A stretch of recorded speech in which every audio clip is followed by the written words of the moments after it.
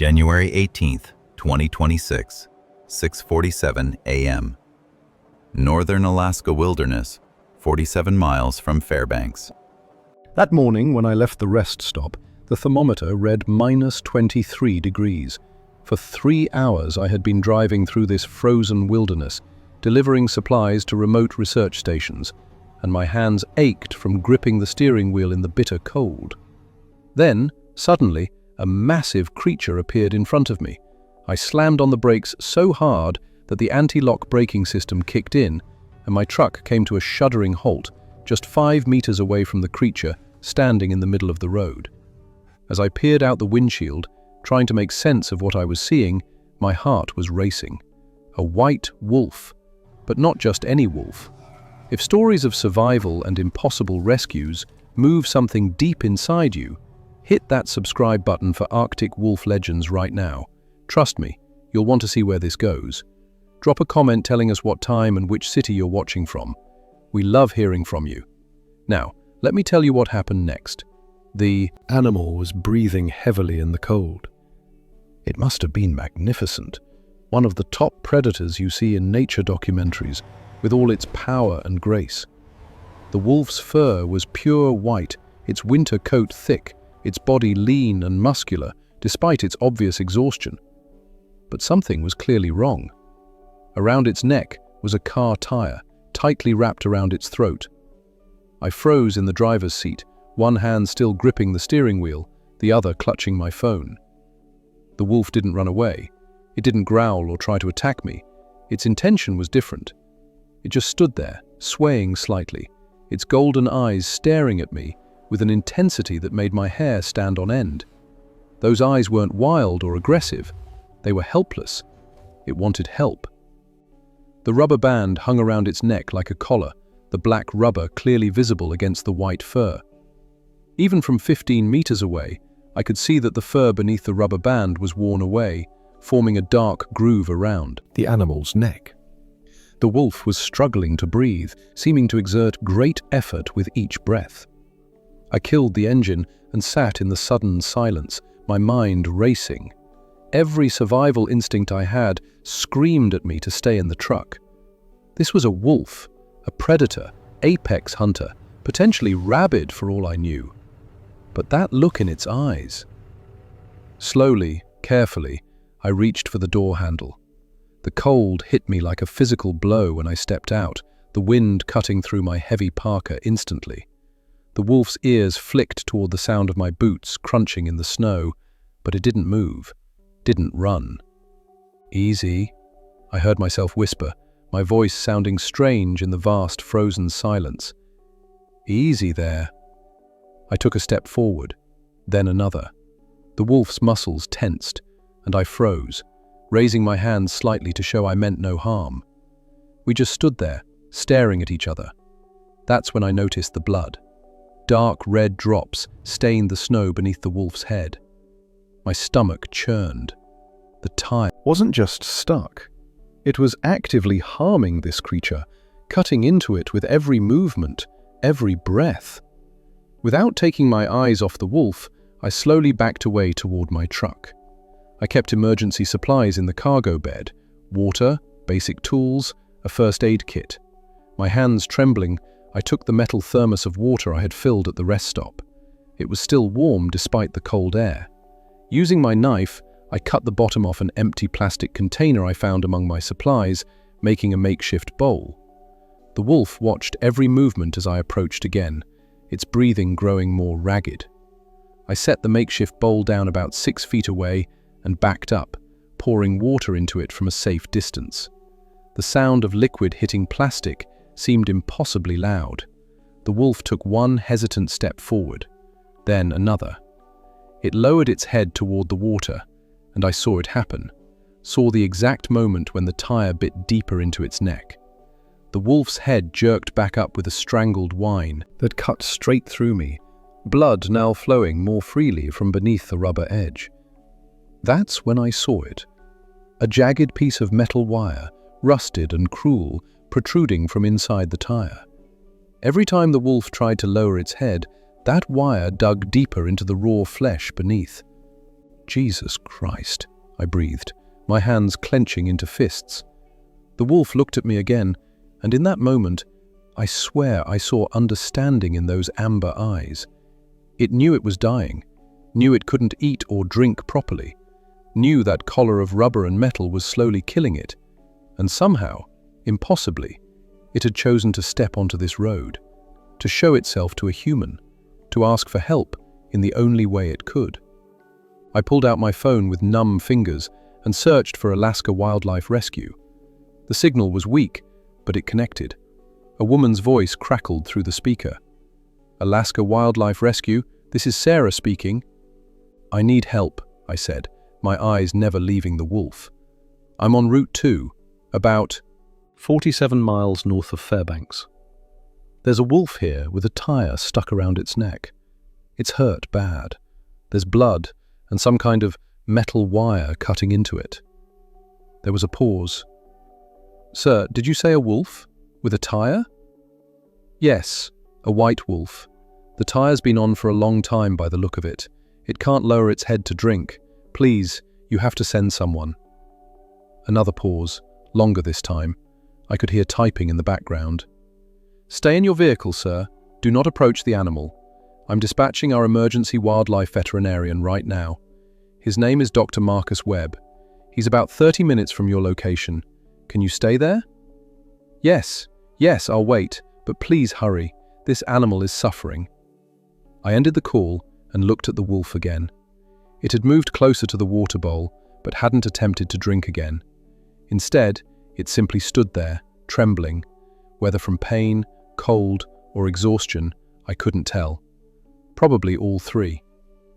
The next 30 minutes were among the longest minutes of my life. I sat on the back door of my pickup truck, far enough away not to threaten the wolves, yet close enough to observe them. The sun was slowly rising through the clouds, but the air continued to grow colder. The snow began to fall again, light flakes sticking to the wolves' fur and melting in the blood pooling beneath their necks. I watched the wolf, and the wolf watched me. Sometimes it tried to stretch, but the weight and position of the tire prevented it from stretching as it wanted. It struggled to stand up on its legs, swaying, and my heart broke a little more. At one point, I tried to slowly circle around it to get a better look at the tire. The wolf's eyes followed me, but it didn't run away or growl. When I got close to it, I fully realized the problem. The tire had created a deep furrow all the way around its neck, the fur completely worn away in a ring that was raw and inflamed. The skin beneath was a mess of old scars and fresh wounds, some scabbed over, others weeping. But what made my blood run cold was the weight. Even from several feet away, I could see how the tire sagged, how it pulled the wolf's head down, despite the animal's obvious efforts to keep it raised. Something was inside that tire, something heavy. I moved back to my original position as headlights appeared in the distance. A green Alaska Wildlife Services truck came around the bend, moving carefully on the icy road. It pulled to a stop behind my vehicle, and a man in his 50s climbed out, a large medical bag slung over his shoulder. "I'm Dr. Webb," he said, approaching me first. His eyes found the wolf and widened. My God, how long has it been standing there? About 40 minutes now. It's weak. Tried to drink once but couldn't. There's some kind of wire inside the tire cutting into its neck every time it lowers its head. Dr. Webb moved slowly toward the wolf, speaking in a low, soothing voice. "Easy, friend. Easy now. Let me take a look at you." He stopped about 10 feet away, studying the animal with a practiced eye. I saw his jaw clench. "This wolf has been carrying that tire for an incredibly long time," he said quietly. "Look at its neck. The fur is completely worn away. The skin is deeply grooved. And look how it's standing. See how its front legs are splayed slightly? That's to help support the weight around its neck." "What's inside the tire?" I asked. "It looks so heavy." Dr. Webb pulled a flashlight from his bag and shined it toward the wolf, trying to angle the beam to see inside the tire's hollow center. Mud, most likely. Debris. These wolves roam through forests, marshes, rivers. Over months or years, material gets packed inside. Dirt, vegetation, snow that melts and refreezes. It compacts like concrete. Years. The word hit me like a physical blow. How did it even get on? I asked. Wolves shed and regrow their neck ruffs seasonally, Dr. Webb explained, never taking his eyes off the animal. My guess? This wolf got the tire stuck on during late spring or early summer, when its neck was thinner after shedding. Then winter came, its ruff grew back, and, he gestured at the suffering creature before us, the tire couldn't come off. He opened his bag and pulled out a tranquilizer dart and air rifle. I need to sedate it before we can help. Stand back and stay very quiet. I moved behind his truck as Dr. Webb loaded the dart with practiced efficiency. He approached the wolf from the side, moving with glacial slowness. The wolf watched him, but seemed too exhausted to care anymore. The soft pop of the air rifle seemed unnaturally loud. The dart hit the wolf in its hindquarter, and the animal flinched, but didn't run. Dr. Webb quickly backed away, giving the sedative time to work. 5 to 7 minutes, he said, checking his watch. The dosage is calculated for the wolf's weight, plus whatever it's carrying. We waited. The wolf remained standing, swaying more noticeably now. Its eyes began to droop, the frantic awareness in them slowly fading to a glassy calm. After 6 minutes, its legs buckled slightly, but it remained upright, head low, breathing slow and deep. Dr. Webb approached carefully and tested the wolf's reaction. When it didn't respond to his touch, he began to gently run his hands over its body. It's severely weak, dehydrated. This animal hasn't been able to eat or drink properly for weeks, maybe even longer. He examined the neck wound, and his face darkened. The wire made a deep cut. It looks like a new injury, so it must have been trying to find someone to help. He tried to grip the tire with both hands and pull upward, attempting to slide it over the wolf's head. The wolf stirred, making a low sound of distress. Dr. Webb immediately stopped. "It's not budging. Let me check what we're dealing with." He peered into the tire's hollow center, using his flashlight to illuminate the interior. His face went pale. "What is it?" I asked. "Exactly what I feared. It's completely packed. Mud, moss, pine needles, small stones, frozen debris. And it's compacted so tightly it might as well be solid rock. I'd estimate 20, maybe 25 pounds of additional weight. 25 pounds. For 2 years. Around its neck. Every day, every step, every moment." Dr. Webb straightened up, wiping his brow despite the freezing temperature. "We need to cut it off. But first, let me see what we're working with." He returned to his truck and pulled out a hacksaw, the metal gleaming dully in the weak morning light. The wolf remained sedated, its breathing slow and rhythmic, small clouds of vapor rising from its nostrils with each exhale. "I'm going to try cutting through the rubber first," Dr. Webb explained, kneeling beside the wolf. "If we're lucky, the steel cord inside has rusted enough to break." He positioned the blade against the tire's edge, where it met the wolf's matted, blood-stained fur. I held my breath as he began to saw, the rhythmic scraping sound cutting through the wilderness silence. 1 stroke, 2, 3. After barely a minute, Dr. Webb stopped, breathing hard. Sweat beaded on his forehead despite the bitter cold. He examined the tire, and I saw the frustration in his eyes. The hacksaw had barely made a dent, just a shallow groove in the rubber, nowhere near cutting through to the steel cord beneath. "This isn't going to work," he said, sitting back on his heels. "The steel cord is too thick, and there are multiple layers of it. We'd be here for hours, and the sedative won't last that long. We need something with more power. What about trying to remove some of that packed mud first?" I suggested, thinking out loud. "If we can make it lighter, maybe we can pull it over its head." Dr. Webb looked at me, then back at the tire. "It's worth a try. Even if we can't get it off, at least we'll reduce the weight this poor creature has been carrying." He pulled on thick work gloves and positioned himself beside the wolf's head. "Can you help? Hold the wolf steady while I work. If it starts to wake up, step back immediately." I moved to the wolf's other side, placing my hands gently on its shoulder. The fur was incredibly thick and soft, warm despite the freezing air. Under my palms, I could feel the steady beat of its heart, slower than it should be, but strong. This animal was a fighter. It had survived 2 years with this nightmare around its neck. It wasn't giving up now. Dr. Webb reached into the tire's hollow center and began pulling out handfuls of compacted debris. The first chunk came out hard as concrete, a mass of frozen mud, dead leaves, and small twigs all pressed together. He threw it aside and reached in again. "How are people even throwing tires in the wilderness?" I muttered, my anger building as I watched him work. "Who does something like this?" "Illegal dumping," Dr. Webb grunted, extracting another chunk of debris. This one had moss growing through it, frozen solid. "People drive out to remote areas and dump their trash rather than pay disposal fees. They don't think about the consequences." We worked in rhythm. He'd pull out debris, I'd keep the wolf steady, and occasionally stroke its head between its ears, whispering reassurances I knew it couldn't hear. The pile of compacted mud and vegetation grew beside us. After 20 minutes, my knees ached from kneeling in the snow, and my fingers were numb despite my gloves. Dr. Webb had managed to extract a significant amount of material, but when he tried again to lift the tire over the wolf's head, it still wouldn't budge. "The problem isn't just the weight," he said, frustrated. "Look at the antler. Look at the wolf's skull structure, the zygomatic arches, the bone structure of the cheekbones and jaw.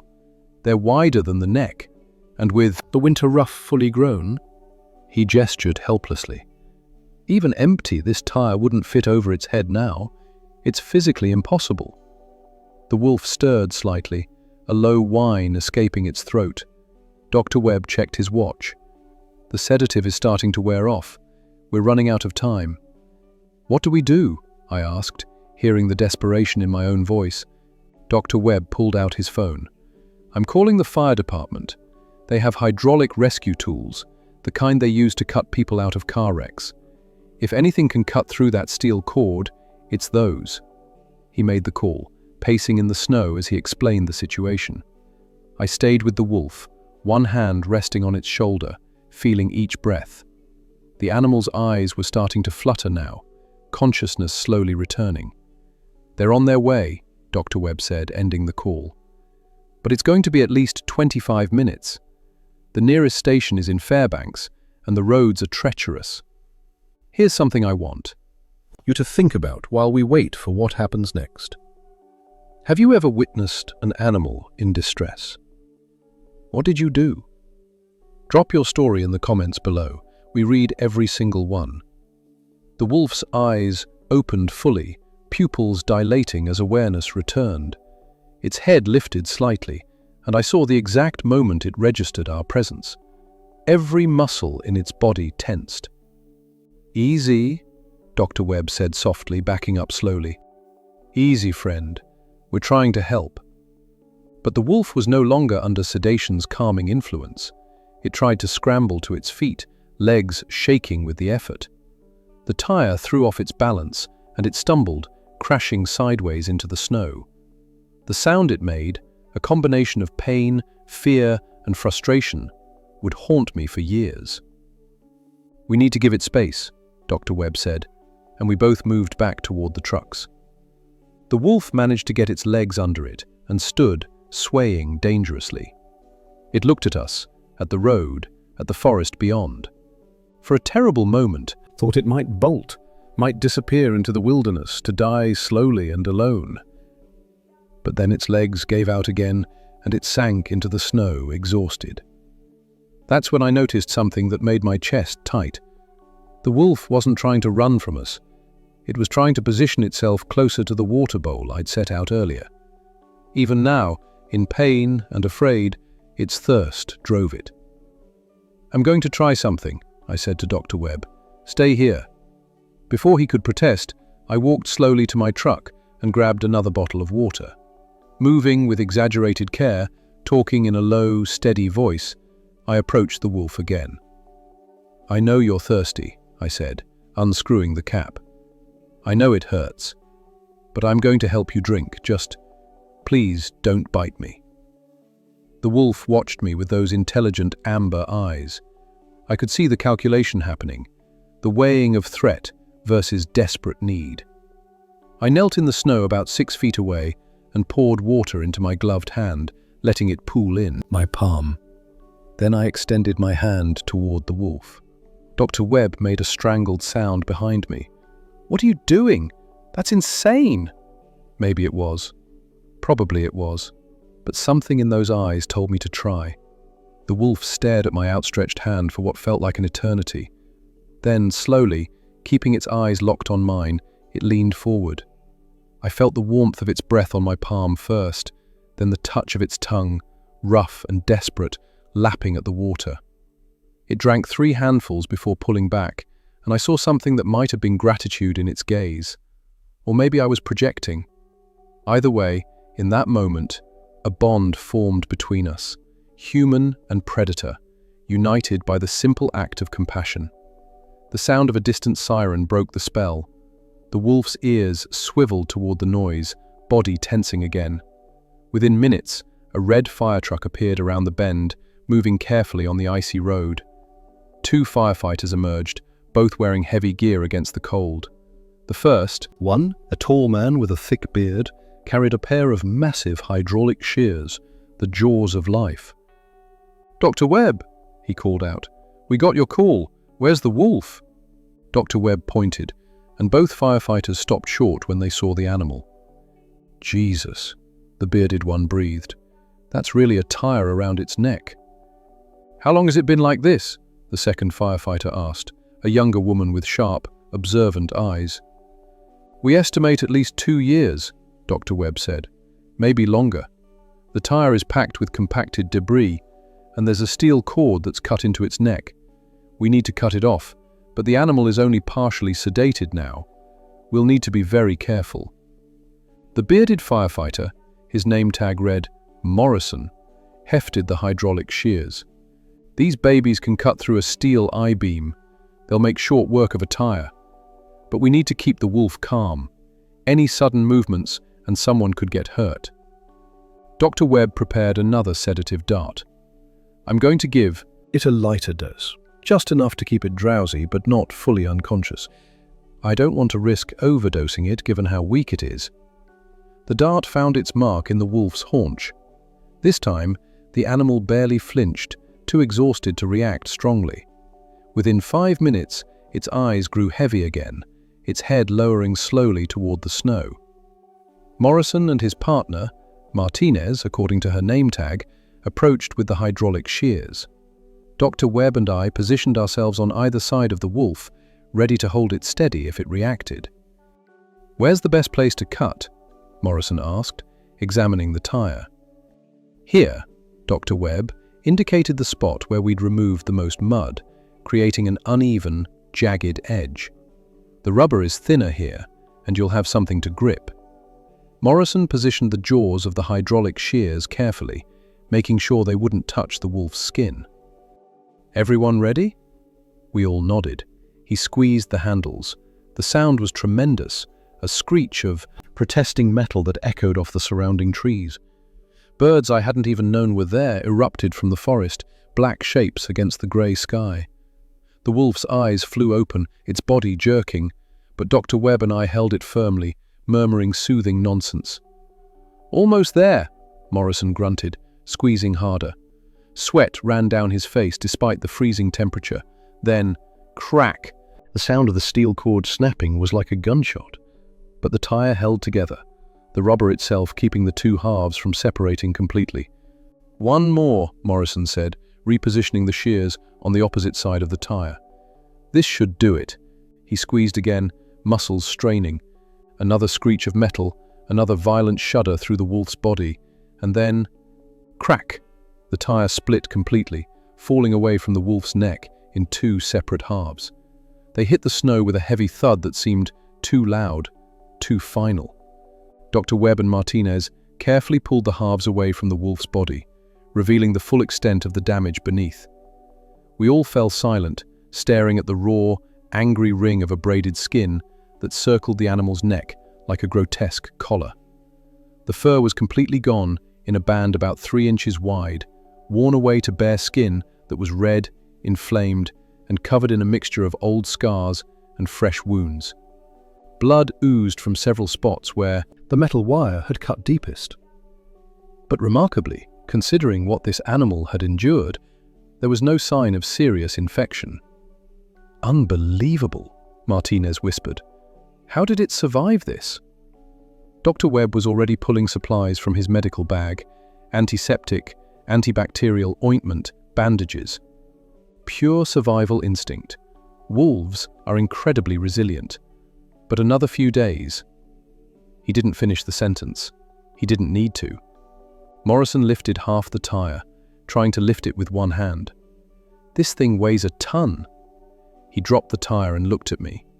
"Do you have a scale or something? I want to know exactly how much this beast was carrying." I remembered the fish scale I kept in my truck to weigh my catches. "Yes, I do. Just give me a second." I pulled out the spring scale and weighed both halves on the snow. First half, 22 pounds. Second half, 19 pounds. 41 pounds total. We all stood there stunned, staring at the wolf. 41 pounds, Morrison said slowly. "It's like hanging a 2-year-old child around your neck. Every day. For 2 years. Dr. Webb had already begun treating the wolf's neck, gently cleaning the wounds with antiseptic solution poured directly from the bottle. The wolf flinched, but didn't pull away, as if it knew we were helping it. "No wonder it couldn't eat or drink properly," Dr. Webb muttered, applying a thick layer of healing ointment to the worst of the wounds.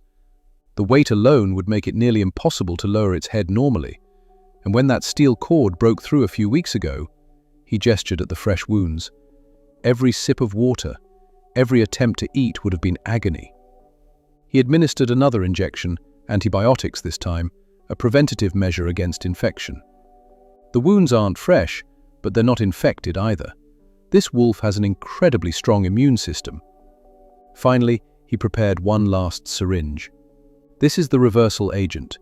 It'll bring him out of sedation more quickly and help counteract any lingering effects. The injection went into the wolf's shoulder. Within 30 seconds, I could see the change. The wolf's eyes cleared, its breathing quickened slightly, its muscles tensed as full awareness returned. We all stepped back, giving it space. The wolf lifted its head, and for the first time in 2 years, the movement was easy, natural, unencumbered by crushing weight. It turned its head left, then right, as if testing the range of motion. Then it lowered its muzzle all the way to the snow and took a long, deep breath, something it hadn't been able to do in so long. The wolf stood slowly, testing its legs. Each movement was cautious, deliberate, as if it couldn't quite believe the weight was truly gone. It took one step, then another, its gait uneven at first, the muscle memory of compensating for 41 pounds of dead weight still dictating how it moved. Then it saw the puddle. About 20 feet down the road, where snowmelt had collected in a depression in the asphalt, a shallow pool of water gleamed. The wolf moved toward it with single-minded focus, and we all held our breath watching. It lowered its head, all the way down, smooth and natural, and began to drink. The sound of its lapping filled the frozen silence.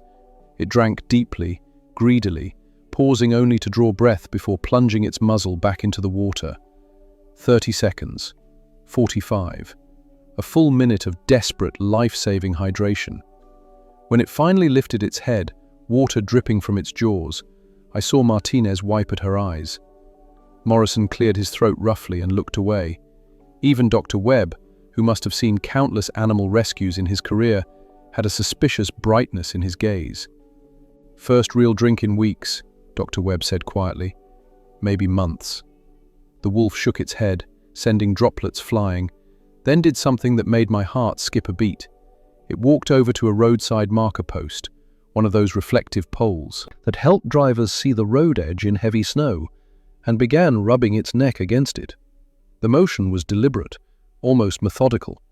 Side to side, up and down, the wolf using the post to scratch the raw, abraded skin that had been trapped under rubber and metal for so long. Relief was evident in every movement, in the way its eyes half closed, in the soft, huffing sounds it made. "He's scratching himself properly for the first time in 2 years," Dr. Webb said, a smile breaking across his face. "That's a good sign. It means the nerves in that area are intact, that he's not completely numb from the damage." We stood in a loose semicircle, all of us grinning like idiots, watching this magnificent predator experience the simple pleasure of relieving an itch. It seemed absurd, and yet it was profound, a reminder that suffering and relief, pain and healing, were universal languages that crossed the species barrier. The wolf stopped scratching and went still, its head raised, nose testing the wind. Then it turned to face us. For several long seconds, it simply looked at each of us in turn, me first, its golden eyes locking with mine with an intensity that made me catch my breath. Then Dr. Webb, Morrison, Martinez, as if it was memorizing our faces, trying to understand what had just happened. "I think it knows," Martinez whispered. "I think it understands that we helped it." Morrison, the big firefighter who probably dealt with life and death situations regularly, had his phone out. "I'm documenting this. Nobody's going to believe it otherwise." He was filming, capturing the wolf as it continued its silent study of us. Then the wolf did something that would be forever burned into my memory. It took 3 steps toward me, just 3, closing maybe half the distance between us. Then it sat down in the snow, wrapped its tail around its legs, and tilted its head slightly to one side. Not a threat, not a challenge, an acknowledgement. "Don't move," Dr. Webb breathed. "Let it come to you if it wants." But the wolf didn't come closer. It simply sat there for maybe 15 seconds, looking directly at me, and then, I swear this happened, it dipped its head once. A single, unmistakable nod. Then it stood, turned, and began walking toward the tree line. Not running, not fleeing in panic. Walking, with its head held high and its tail slightly raised. Confident, free. We watched silently until we reached the edge of the forest. There it stopped and turned around once more. The morning sun had finally broken through the clouds, and in that brief moment of golden light, the white wolf seemed to glisten before the dark trees. After moving a little further, it disappeared. For a long time, no one spoke. Morrison was still filming, but his hand had fallen to his side. Martinez was now crying openly, making no attempt to hide it. Dr. Webb stood with his medical bag in one hand, staring at the spot where the wolf had disappeared. I realized my own. Face was wet. Tears I didn't know I was crying had frozen on my cheeks.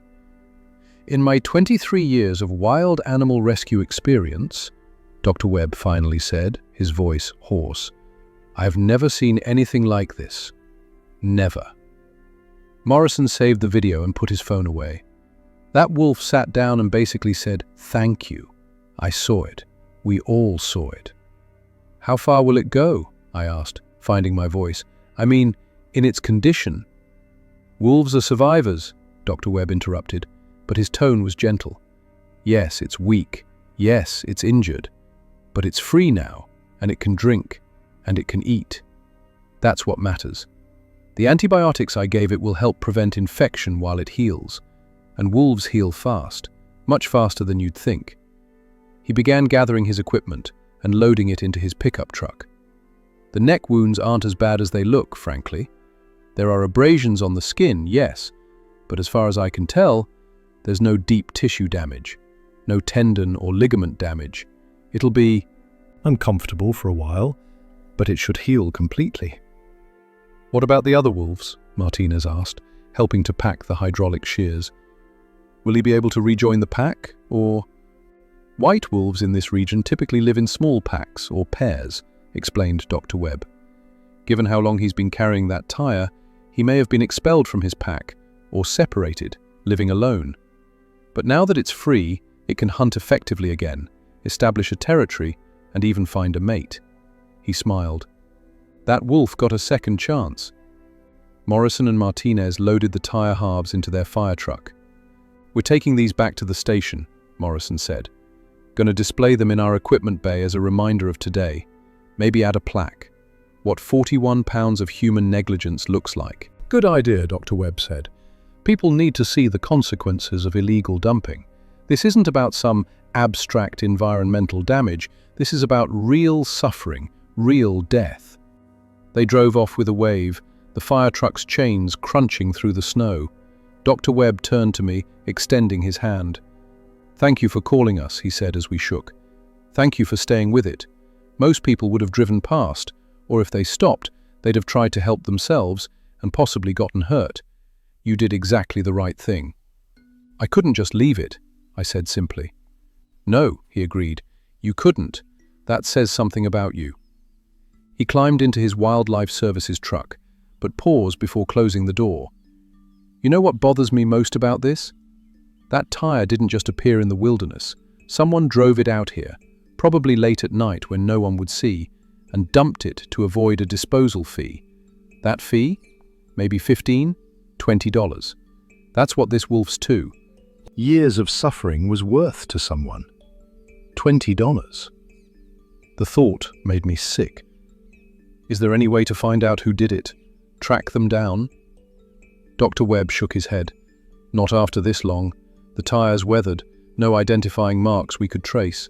And even if we could find them, proving they dumped this specific tire in this specific location years ago. He sighed. The system isn't set up for that kind of environmental justice. He started the engine, then leaned out the window one more time. But you know what? That wolf survived. Against impossible odds, carrying an impossible burden, it survived. And now it's free. That's the victory here. Don't let the anger at human cruelty overshadow the miracle of animal resilience. I watched his truck disappear down the road, then stood alone in the silence of the Alaskan wilderness. The sun was higher now, weak winter light filtering through the clouds. The temperature had risen to maybe -15, practically balmy compared to the -23 it had been when this all started. I looked at the spot where the wolf had sat, at the small depression in the snow where it had rested for those few seconds. Then I looked at the forest where it had vanished. "Good luck, friend," I whispered. "Good luck." But here's something I didn't know at the time, something that would make this story even more incredible. Something that happened exactly 3 weeks later. Stay with me, because you won't believe what I discovered. I drove on to complete my supply delivery run, though my heart wasn't really in it anymore. Every time I closed my eyes, I saw those golden eyes, that moment of connection between human and wolf. The rest of that day passed in a blur of routine, unloading boxes, getting signatures, making small talk with researchers who had no idea what I'd just witnessed. Over the following days, I couldn't stop thinking about the wolf. Was it okay? Had the wounds become infected after all? Had it found food and water? The questions circled through my mind during every quiet moment. A week after the rescue, I drove back to that same stretch of road, though I knew the chances of seeing the wolf again were virtually zero. Still, I pulled over at the exact spot where it had all happened and got out, standing in the bitter cold, searching the tree line for any sign of white fur against the snow. Nothing. Just endless forest and the whisper of wind through frozen branches. 2 weeks after the rescue, I called Alaska Wildlife Services and asked for Dr. Webb. The receptionist connected me, and his familiar voice came through the line. "Any word about the wolf?" I asked. "Any sightings or reports?" "Nothing," Dr. Webb said, but his tone was reassuring, which is actually good news. No news means it's either dead or thriving, and given how alert and strong-willed it was, I'm betting on thriving. If it had died, there's a good chance a predator would have scavenged the body and we'd have gotten the report. Wolves don't die quietly in the wilderness. They become food for something else. It wasn't exactly comforting, but it was something. 3 weeks and 2 days after the rescue, I got a call from a number I didn't recognize. I answered warily, expecting a spam call. "Is this the trucker who helped rescue a white wolf on Route 2? A woman's voice asked. My heart rate kicked up. "Yes, that's me. Who is this?" "My name is Dr. Jennifer Hartley. I'm a wildlife biologist with the Fairbanks Research Station. Dr. Webb gave me your number. I hope that's okay." "Of course. What is this about? Is the wolf—" "The wolf is alive," she said quickly, and I heard the smile in her voice. "Very much alive, and there's something you need to see. Can you come to our research station? It's about 90 minutes from Fairbanks, and I really think you'll want to make the trip." "When?" I asked, already mentally rearranging my schedule. "Tomorrow morning if possible. Early. Say, 7 a.m.? I'll be there." The next morning, I pulled into the Fairbanks Research Station as the sun was just beginning to lighten the eastern sky. The facility was a cluster of low buildings surrounded by fencing, with the vast wilderness spreading out beyond. Dr. Hartley met me at the gate, a woman in her 40s with wind-burned cheeks and intelligent eyes. "Thank you for coming," she said, shaking my hand firmly. "What I'm about to show you is, well, it's extraordinary. We've been tracking wolf populations in this region for 6 years, and we've never seen anything quite like it." She led me to a small office filled with computer monitors showing various graphs and maps. On one screen, I saw what looked like a satellite image of the forest, with small colored dots marking different locations. "We track wolves using GPS collars," Dr. Hartley explained. "When they're tranquilized for medical treatment or population studies, we attach lightweight collars that send us location data. It helps us understand their range, hunting patterns, pack dynamics." She clicked a few keys, and the image zoomed in on a particular area. 3 years ago, we collared a white wolf, a young male, maybe 2 years old at the time. We called him Denali. He was part of a small pack that ranged through the region where you found that wolf with the tire. My skin prickled. "Wait, are you saying—" "The GPS data showed normal pack behavior for about 8 months, Dr. Hartley continued. Then Denali's movement patterns changed. His range became smaller, more restricted. He separated from the pack, and his travel speeds decreased significantly. We assumed he'd been injured or was sick." She pulled up another screen, this one showing a timeline with dates and location markers. "But he kept moving. For over 2 years, his GPS collar kept sending us data. He was alive, but something was clearly wrong. His hunting success rate, which we can infer from time spent in specific locations, dropped to nearly 0. We thought about going to find him, but—" She paused, looking uncomfortable. "We had limited resources, and there are hundreds of wolves in this region. We made the decision to let nature take its course." "So Denali was the wolf with the tire," I said slowly, pieces clicking into place in my mind. Dr. Hartley nodded.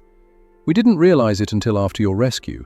Dr. Webb called me about the incident, gave me the location and approximate age and size of the wolf. I checked our GPS data and—" She pointed at the screen. "Denali's collar was pinging from that exact location at that exact time." She pulled up a photograph on another monitor, and my breath caught in my throat. It was a wolf, white fur, powerful build, intelligent eyes. The photo was clearly from when the collar had been first attached, the wolf sedated but healthy, its neck thick with fur. "That's him," I breathed. "That's the same wolf. I'm sure of it." "So are we," Dr. Hartley said. "But here's the extraordinary part. Look at his movement data since the rescue." She clicked through a series of maps, each one showing a pattern of movement through the forest. The change was dramatic. Where before, the location markers had been clustered in a small area, moving slowly and erratically, the new data showed long, purposeful movements across a much larger territory. "He's hunting again," Dr. Hartley said. "Successfully, from what we can tell. He spent 3 days near a caribou migration route. See these tight clusters? That's likely feeding behavior. And his range has expanded back to nearly what it was before the tire incident."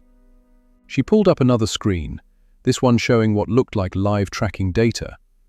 "But this is what I really wanted you to see. This is from yesterday." The map showed Denali's location near a frozen lake, about 40 miles northeast of where we'd found him. But there were other markers near his, 4 of them, in different colors. "He's found a pack," Dr. Hartley said softly. "Or rather, he's been accepted back into one. We think it might even be his original pack, though we can't be completely certain. What we can tell you is that he's not alone anymore." I stared at the screen, emotion welling up in my chest. He made it. He actually made it back. "More than that," Dr. Hartley said, clicking to another view. "Look at this data from the last 72 hours. See how the pack is moving? They're coordinating, hunting together. Denali isn't just with them, he's participating fully. The neck injury hasn't slowed him down significantly." She zoomed in on a particular cluster of data points. "This grouping here about 18 hours ago. Based on the movement patterns and duration, we believe the pack made a successful kill. All 5 wolves spent approximately 4 hours in this location, which is consistent with feeding behavior. Denali was right there with them." I couldn't take my eyes off the screen. The simple colored dots representing GPS coordinates somehow told a story more powerful than words. A story of suffering overcome, of survival against impossible odds, of an animal reclaiming its place in the natural order. "Can I ask you something?" Dr. Hartley said, pulling up a chair. "Dr. Webb told me you gave Denali water from your hand, that you let him drink directly from your palm." "I did," I confirmed. "It seemed like the right thing to do at the time. Maybe it was stupid." "It was extraordinary," she interrupted. "Do you understand how unusual that is? Wolves are apex predators with a deep-rooted fear of humans. We've spent thousands of years hunting them, and they've evolved to avoid us at all costs. For Denali to approach a human, to allow himself to be that vulnerable," she shook her head in wonder. "That speaks to a level of desperation I've rarely seen. But also intelligence. He understood, somehow, that you were trying to help. Or he was just too exhausted to." "Run," I suggested. "Maybe," Dr. Hartley acknowledged, "but I don't think so. We have documentation of other wildlife rescues, and even severely injured animals usually flee or fight. The fact that Denali stayed, that he let you approach, that he sat down and, according to Morrison's video footage, appeared to acknowledge you before leaving? That's unprecedented." She pulled up another file on her computer. "I want to show you something else. This is footage from one of our remote cameras near the lake, where Denali's pack is currently ranging." The video was black and white, time-stamped from 2 days ago. The camera had a wide view of a snowy clearing near a frozen lake. For several seconds, nothing moved. Then, from the left side of the frame, a wolf appeared. White fur, lean build, a visible ring of shorter fur around its neck where the hair was just beginning to grow back. Denali. He moved across the clearing with purpose, head up, no longer carrying that crushing weight. His gait was smooth, powerful. Every few steps he'd pause and turn his head, left, then right, as if still marveling at the ability to move freely. Behind him, 3 more wolves emerged from the tree line. 2 were grey, 1 was darker, almost black. They were larger than Denali, more heavily muscled. The grey ones approached him cautiously, and I watched as they engaged in what looked like a complex greeting ritual, touching noses, circling each other, tails wagging slightly. "Pack reunification behavior," Dr. Hartley narrated softly. "They're re-establishing social bonds. The fact that they're accepting him back after his long absence is remarkable." One of the grey wolves, the largest, approached Denali and sniffed at his neck, at the area where the tire had been. Denali held still, submissive but not fearful. The large wolf licked the abraded skin gently, a gesture that seemed almost tender. "That's probably the alpha," Dr. Hartley said. "Male, about 6 years old. We call him Sitka." If Denali was part of this pack originally, Sitka would have been a younger subordinate at the time. Now he's in charge, and he's deciding whether to let Denali back in. We watched as Sitka stepped back, then lowered his front legs in a play bow, an invitation. Denali responded immediately, mirroring the gesture, and suddenly both wolves were bounding through the snow, the other pack members joining in. For 30 seconds, the screen filled with wolves playing, chasing, rolling, mock fighting, before they all settled down, lying close together in the snow. "He's in," Dr. Hartley said, her voice thick with emotion. "They've accepted him back into the pack." The video ended, and we sat in silence for a moment. Outside the window, the sun had fully risen, painting the snow with shades of pink and gold. "What happens now?" I asked. "Will you keep tracking him?" "As long as the GPS collar battery lasts, which should be another year or so. After that, we'll have to hope we can Tranquilize him again to replace it, but that's always uncertain. She closed the laptop and turned to face me fully. "But I can tell you this, Denali has a real chance now. He's back with a pack, which means coordinated hunting, shared protection, social support. His neck will heal completely within a few months. And who knows, maybe he'll even father pups this spring." The thought of Denali with a mate, with offspring, seemed almost impossibly hopeful. But why not? He'd already overcome the impossible. "I want to write this up," Dr. Hartley said, "for a wildlife journal. The case study of long-term tire entanglement, the physical and behavioral effects, the successful rescue and rehabilitation. Would you be willing to be interviewed, to share your perspective?" "Of course," I said immediately. "If it helps prevent this from happening to another animal, then absolutely." She smiled. "Good, because this story needs to be told. People need to understand that their actions have Consequences. That tire someone threw away years ago nearly killed a magnificent creature. But they also need to know that rescue is possible, that animals can recover, that there are people willing to help." As I prepared to leave, Dr. Hartley walked me back to my truck. The morning was bright now, the kind of crystal-clear winter day that makes the cold almost bearable. "Thank you," she said as we shook hands, "for calling for help instead of trying to handle it alone, for staying with him, for giving him water. Every decision you made that morning was the right one." "I just did what anyone would do," I protested. "No," she said firmly. "You did what someone with compassion and good judgment would do. There's a difference." I drove away from the research station with a lightness in my chest I hadn't felt since the day of the rescue. Denali was alive. He was thriving. He had his freedom and his pack and his future. Over the next several months, I stayed in touch with Dr. Hartley, receiving regular updates on Denali's progress. But nothing could have prepared me for what she told me in early June. Spring had come to Alaska in its usual explosive fashion, the snow melting almost overnight, rivers swelling with runoff, the landscape transforming from white to 1,000 shades of green. The days grew long, the sun barely setting, and life returned to the wilderness in force. I was hauling a load of construction materials to Prudhoe Bay when my phone rang. Dr. Hartley's name flashed on the screen. "You need to see this," she said without preamble.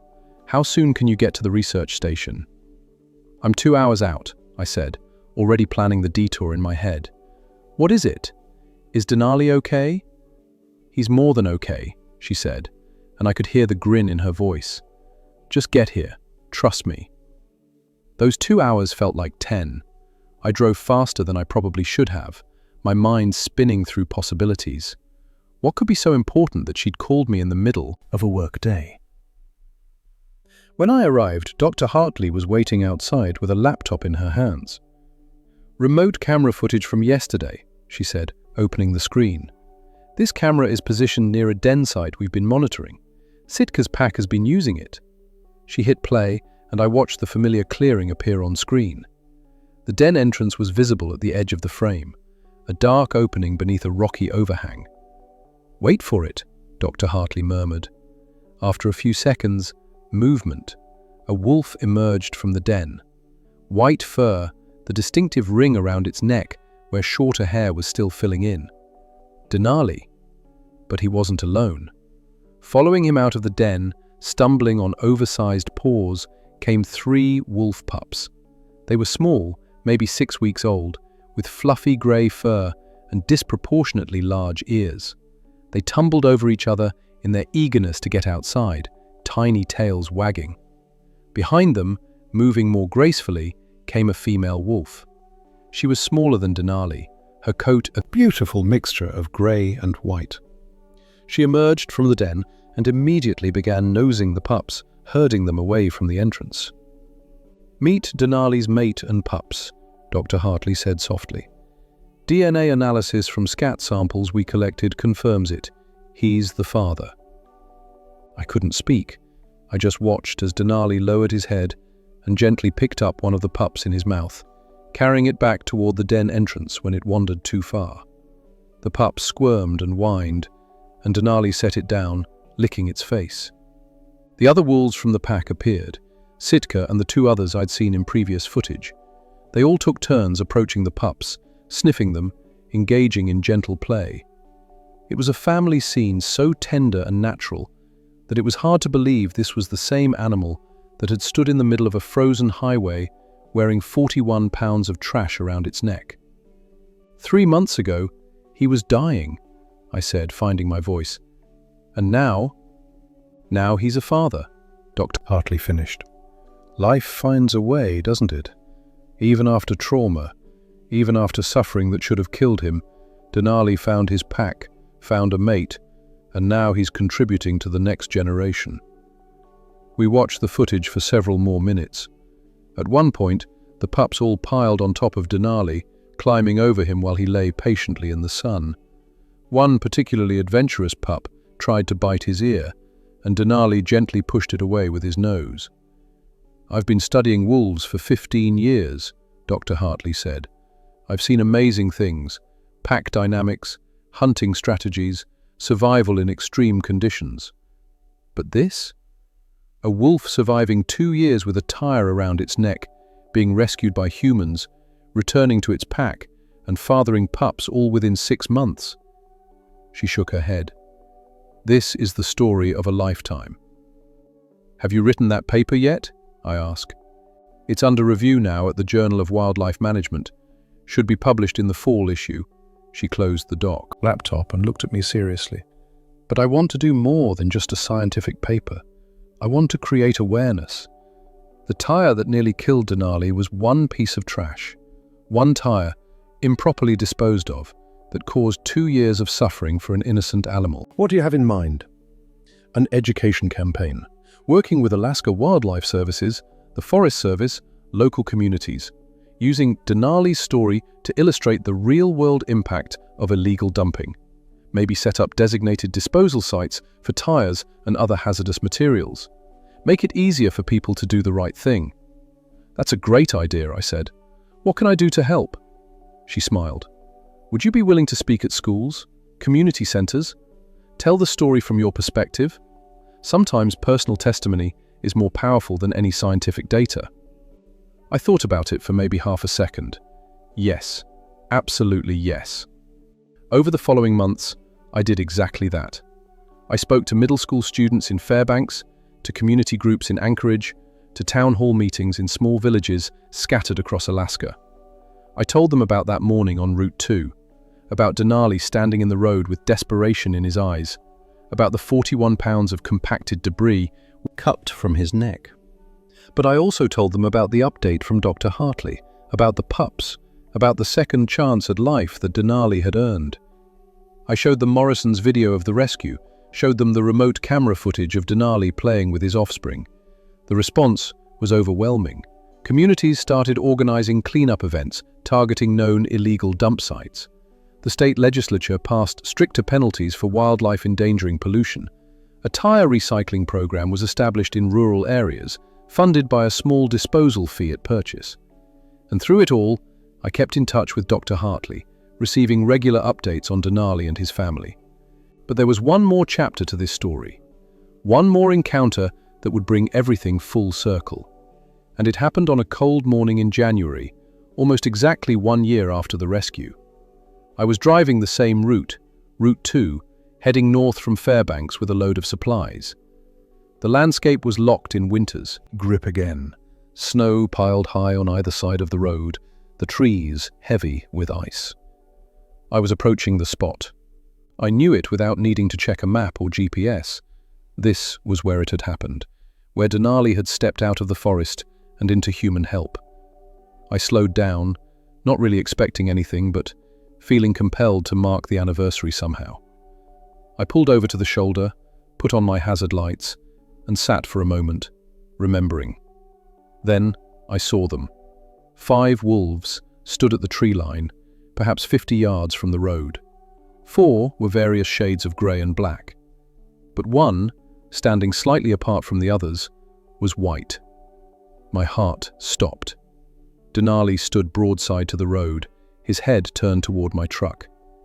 Even at this distance, even through the falling snow, I could see the distinctive ring around his neck, where the fur had grown back slightly different, shorter, darker at the base. We stared at each other across the distance. I didn't move. Didn't reach for my phone, take a picture. This moment was too sacred for that. The other wolves were watching too, alert and wary. I recognized the largest one, Sitka, the alpha. The pack was together, strong, unified. Denali took 3 steps forward, separating himself from the pack. The movement was slow, deliberate. He sat down in the snow, just as he had a year ago, and tilted his head slightly. I opened my truck door carefully and stepped out into the cold. The pack immediately tensed, but Denali remained still. "Hey, friend," I called softly, my voice barely carrying through the wind. "Good to see you." I don't know if he understood the words, probably not, but he understood the tone, the intention behind it. For 30 seconds, maybe a minute, we simply existed in that space together, man and wolf, rescuer and rescued. 2 beings whose paths had crossed in the most unlikely of circumstances and whose lives had been changed because of it. Then Denali stood. He turned back toward his pack, and I saw one of the grey wolves, his mate, I realized, move forward to greet him. Behind them, slightly hidden in the underbrush, I caught glimpses of smaller shapes. The pups, grown now into juveniles, but still learning the ways of the pack. Denali looked back at me one more time. Then he turned and led his family deeper into the forest, away from the road, back to the wild where he belonged. But wait, because the most incredible part of this story isn't what I've told you so far. It's what Dr. Hartley discovered 3 months later that changes everything we thought we knew about wildlife intelligence and memory. Spring arrived again, and with it came a message from Dr. Hartley that made me drop everything and drive to the research station. "Something's happened," she said when I arrived. "Something that doesn't make sense according to everything we know about wolf behavior." She led me into her office and pulled up a map on her computer. "This is the territory Denali's pack has been ranging through for the past year. See this area here?" She pointed to a section highlighted in red. "This is where they spend most of their time. Good hunting, water sources, denning sites." "Okay," I said, not sure where this was going. "Now look at this." She overlaid another layer on the map, this one showing movement patterns. A thick line of GPS points showed repeated travel from the pack's core territory to a single location, then back again. For the past 6 weeks, Denali has been making regular trips to this spot, alone. He leaves the pack, travels 8 miles, spends several hours at this location, then returns. "What's at that location?" I asked. Dr. Hartley zoomed in, switching to a satellite view. The location was near a small human settlement, barely a dozen buildings, a remote research outpost. "That's Wilderness Station 7, she said. "It's a Forest Service facility that monitors wildlife and climate data. There are 2 permanent staff members and occasional visiting researchers." Why would Denali keep going there? That's what we wanted to know. So I contacted the staff and asked if they'd seen anything unusual, and they told me something extraordinary. She pulled up an email on her screen and turned it so I could read. "We've been seeing a white wolf near the station for about 6 weeks now. He doesn't approach the buildings, but he appears at the tree line almost every 3 days, always in the morning. He stays for a few hours, just watching, then leaves. We've been documenting it. He doesn't seem aggressive or threatening, just curious, maybe? We've nicknamed him Ghost." "Denali is visiting people," I said slowly, on purpose, regularly. "There's more," said Dr. Hartley. "I went there yesterday and spoke with the staff face to face, and I set up a camera where Denali appears. And I found this." He pulled out a plastic bag containing what looked like broken toys and various small objects. These were piled up at The base of the tree where Denali sits. The staff say these worked there 2 months ago. I examined the contents through the plastic. A weather-worn teddy bear missing one eye, a piece of colourful fabric, something that might have been a child's ball once, all showing signs of having been carried in an animal's mouth. "What are these?" I asked. "We think," Dr. Hartley said carefully, "that these are gifts." I stared at her. "Gifts? Wolves don't." "Ravens do it," she interrupted. "There are documented cases of ravens leaving gifts for humans who feed them. Other corvids too, crows, magpies. But canids?" She shook her head. "There are myths and legends, indigenous stories about wolves showing gratitude, but no scientific documentation. Until now, maybe." She pulled up another file, photos taken by the Wildlife Station 7 staff. They showed Denali at various times, sitting at the tree line. In several photos, he was carrying something in his mouth. "This photo is from 3 weeks ago," Dr. Hartley said, pointing to one image.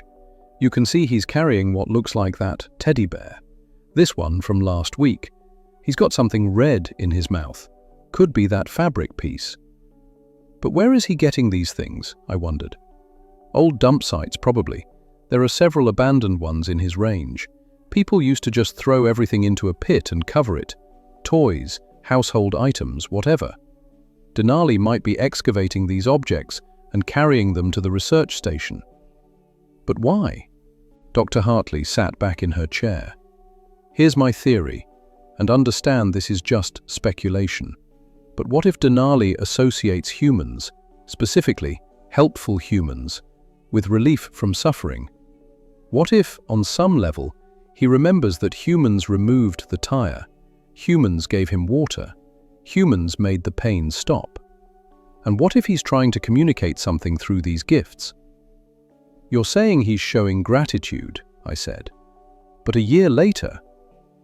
"Wolves have excellent long-term memory. They remember territory, remember pack members even after years of separation, remember successful hunting strategies.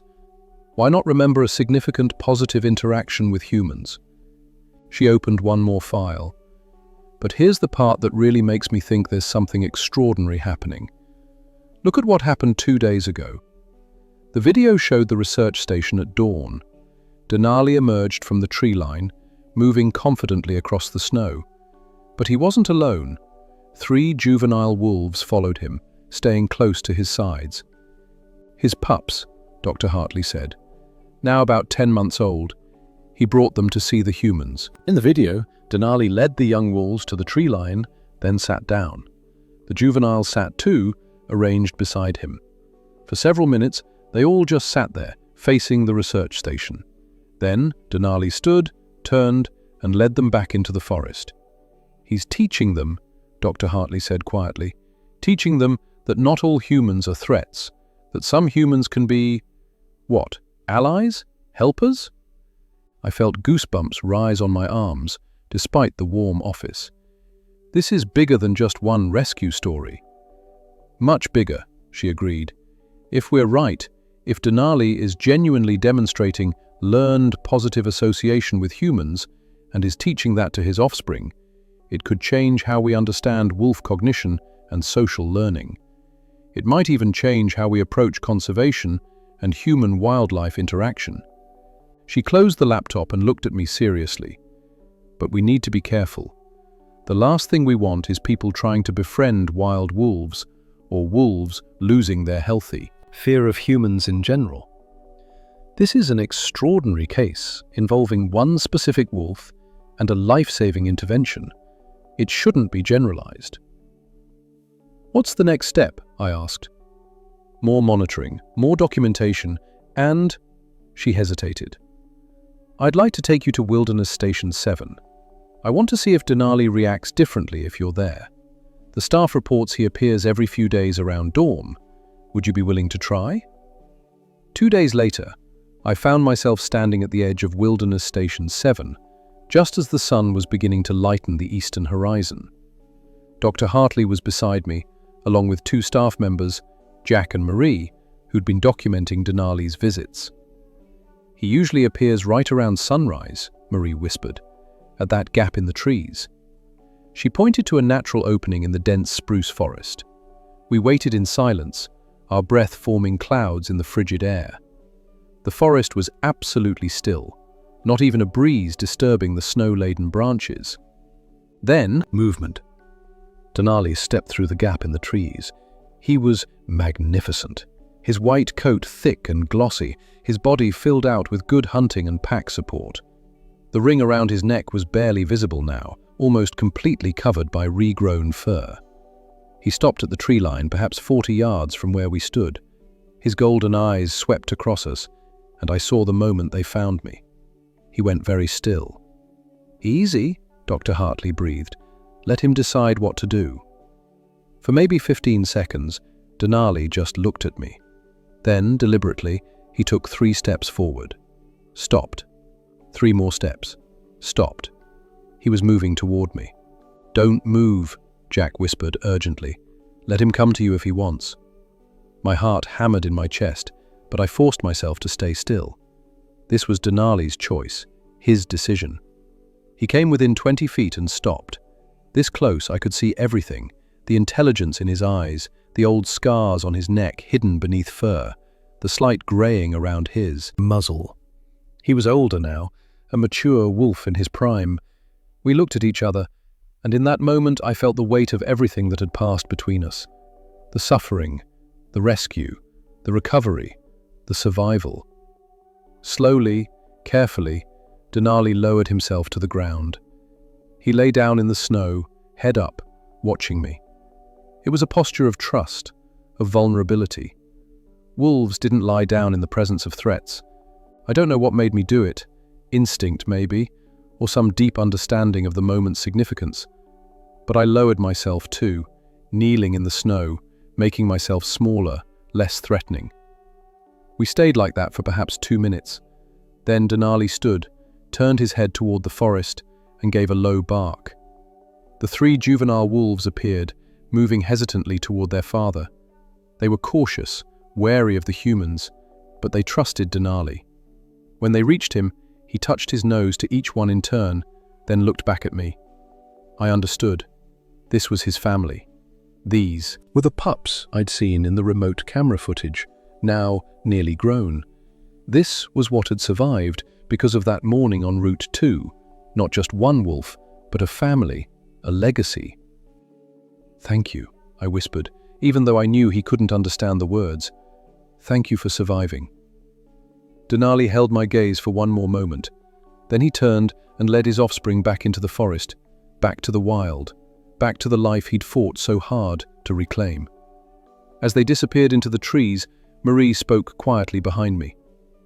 "In 15 years working in wilderness stations, I have never seen anything like that. Never." Dr. Hartley was filming on her phone, tears streaming down her face. "We just witnessed something incredible, something that will reshape how we think about wildlife intelligence, memory, and the potential for positive human-animal interaction." Jack shook his head in wonder. "That wolf recognized you. After a year, he remembered." I stood slowly, my knees protesting after kneeling in the snow. "He remembered what you did for him," Dr. Hartley said, "and he wanted you to see what came from it. His family, his life, his survival." We walked back to the research station in silence, each of us processing what we'd witnessed. Inside, over coffee that was too hot and too strong, we talked about what it meant, what should happen next. "This footage needs to be shared carefully," Dr. Hartley said, "with context, with warnings against people trying to replicate this interaction. But it also needs to be shared, because people need to understand that wild animals are capable of far more than we've given them credit for." Over the following months, Dr. Hartley published her findings in multiple journals. The story of Denali spread, not just through scientific circles, but through news media, documentaries, and social platforms. The video of our encounter at Wilderness Station 7 was viewed millions of times, always with careful disclaimers about respecting wildlife and not attempting to interact with wild predators. But more importantly, the story changed things. Illegal dumping prosecutions increased across Alaska. Tire disposal programs expanded to even the most remote communities. Wildlife rescue protocols were updated based on lessons learned from Denali's case. And every few months, I'd get an update from Dr. Hartley. Denali's pack was thriving. The pups grew into strong yearlings, learning to hunt, learning to survive. The GPS collar continued to send data, painting a picture of a wolf who had beaten impossible odds and built a legacy from his survival. I continued making my supply runs along Route 2, and sometimes, not often, but sometimes, I'd see wolves at the tree line. White wolves, grey wolves, black wolves. I never knew if any of them were Denali, but it didn't matter. Each sighting reminded me of that morning when one wolf's desperation and one human's compassion had intersected to create something extraordinary. 3 years after the rescue, Dr. Hartley called me with news. Denali's GPS collar finally died. The battery gave out last week. We won't have tracking data anymore. That's sad, I said, feeling the loss. But also kind of perfect, right? He's truly wild now, truly free. That's one way to look at it, she agreed. The last data we got showed his pack ranging through a territory about 80 miles north of where you found him. They're healthy, successful hunters. 3 of his offspring are still with him. The others have dispersed to find their own territories and mates. So Denali's legacy continues, I said. In far more ways than you might imagine, replied Dr. Hartley. In this region, we've documented 6 more wolves showing reduced fear responses toward humans in controlled observation scenarios. These are the pups and relatives of Denali's pack. The difference is very small but measurable. This behavior is being passed down from generation to generation. Is that good or bad? 1, He wondered. That, he said, is still a question we haven't answered. But I think as long as the balance of respect toward humans is maintained, as long as it doesn't lead wolves to approach humans for food or become dependent, it could actually help long-term conservation efforts. It might be easier to study, monitor, and assist wolves that don't immediately flee in a real moment of danger. It's been 5 years now since that morning on Route 2. I'm still driving the same routes, still hauling supplies through the Alaskan wilderness. I'm older, grayer, a little more worn by the miles and the weather. But I'm also different in ways I can't quite articulate. I look at the wilderness differently now. I see it not as something separate from humanity, but as something we're intrinsically connected to. Our actions ripple through it, for harm, yes, but also for good. A tire thrown carelessly into the woods can cause years of suffering. But a hand extended in compassion can save A life and create a legacy. Last month, I was invited to speak at a conference in Anchorage about wildlife conservation. Scientists, policymakers, educators, all gathered to discuss how to better coexist with the wild animals we share this land with. I told them Denali's story. I showed them the video of the rescue, the footage of his pups, the moment of recognition at Wilderness Station 7. And I told them something I'd come to believe deeply. We're not separate from nature, I said. We're part of it. And when we harm it, through carelessness, through cruelty, through indifference, we harm ourselves. But when we help, when we show compassion, when we make the choice to do the right thing, even when it's difficult or inconvenient, we become part of something larger, something better. The audience was silent when I finished. Then someone in the back started clapping, and it spread through the room until everyone was on their feet. After the presentation, a young woman Approached me. She couldn't have been more than 20, wearing a university hoodie and carrying a notebook covered in wolf stickers. "Thanks to Denali, I'm studying wildlife biology," she said.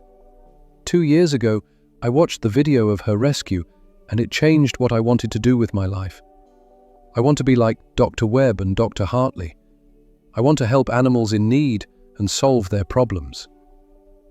I looked at this young woman, at the passion and determination in her eyes, and thought again about the waves. One morning, a wolf, the decision to stop and help, had created waves that were still spreading. Then you will be exactly the person the world needs, I told her. Go and make a difference. This is the true ending of this story. In fact, a wolf wasn't saved. Countless lives changed. Countless minds understood how important compassion is and how individual actions can create awareness. Somewhere in the Alaskan wilderness, a white wolf runs with his pack, untracked, unmonitored, fully wild and fully free. He carries no GPS collar, no identifying markers. He's just another wolf in a landscape full of them. But he is also Denali. He is the wolf who survived for 2 years with 41 pounds of human trash around his neck, who asked for the kind of help that caused him pain, who accepted that help with courage and grace, and who taught his pups not to see all humans as enemies. And I think that is a legacy worth celebrating. Thank you for watching this incredible journey.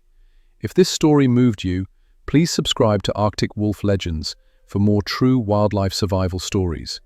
And remember, every piece of trash you properly dispose of, every time you choose compassion over convenience, you're writing your own legacy. Make it one worth remembering.